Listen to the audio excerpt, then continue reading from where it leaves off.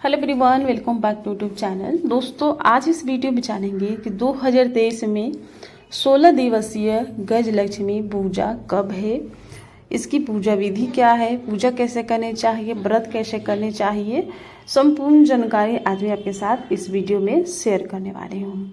तो दोस्तों, इस वर्ष 2023 में गज लक्ष्मी पूजा 22 सितंबर को करी जाएगी। दोस्तों, जहाँ कहीं भी पूजा करी जाती हो उस जगह की साफ सफाई करके, पटके के ऊपर कपड़ा बिछा करके और उसके बाद सबसे पहले तो चावल का आसन देना चाहिए। लक्ष्मी जी की पूजा करी जाती है और चावल का आसन देने के बाद इस दिन गज लक्ष्मी की पूजा करी जाती है। तो वैसे तो गज लक्ष्मी जो होती हैं हाथी के ऊपर सवार होती हैं, उस लक्ष्मी की पूजा करनी चाहिए। अगर वैसे नहीं है आपके पास तो इस तरह से जो लक्ष्मी जी की फ़ोटो होती है ले सकते हैं और इस तरह के हाथी जो होती है उसे आप रख करके और पूजा कर सकते हैं। आप चाहे तो गज लक्ष्मी मार्केट से भी ला सकते हैं, कुम्हार से भी बनवा सकते हैं और हाथी के ऊपर गज लक्ष्मी होती है। सबसे पहले तो व्रत का संकल्प लेना चाहिए, हाथ में अक्षत जल लेकर के व्रत का संकल्प लेना चाहिए।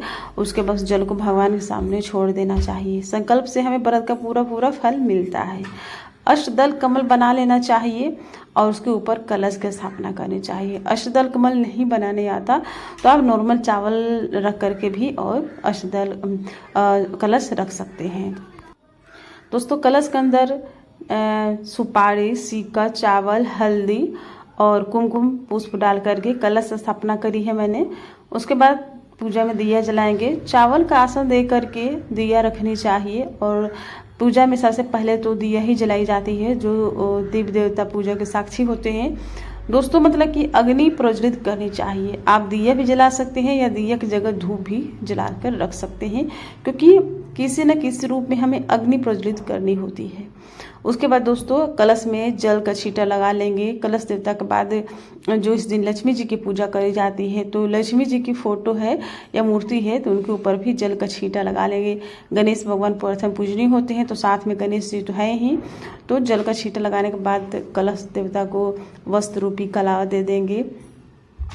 और उसके बाद दोस्तों, जैसे कि गज लक्ष्मी जो हाथी हैं तो हाथी के ऊपर भी जल का छींटा लगा लेंगे और इनको भी जल का छींटा लगाने के बाद स्नान कराने के बाद वस्त्र रूपी कलावा देना चाहिए। उसके बाद दोस्तों, गणेश जी जो होते हैं उनको जनेऊ प्रिय होती है तो इनको जनेऊ देना चाहिए। और उसके बाद कलश में चंदन का टीका लगाना चाहिए। लक्ष्मी जी और गणेश भगवान जी, साथ में कुबेर देवता हैं, क्योंकि लक्ष्मी के साथ ये होते हैं तो इनकी पूजा करनी चाहिए और चावल चढ़ाने चाहिए। दोस्तों, कहा जाता है कि जो कोई भी गज लक्ष्मी की पूजा करता है उनके घरों में कभी धन की कमी नहीं होती। लक्ष्मी जी को श्रृंगार का सामान अपने सामर्थ्य के अनुसार चढ़ाने चाहिए।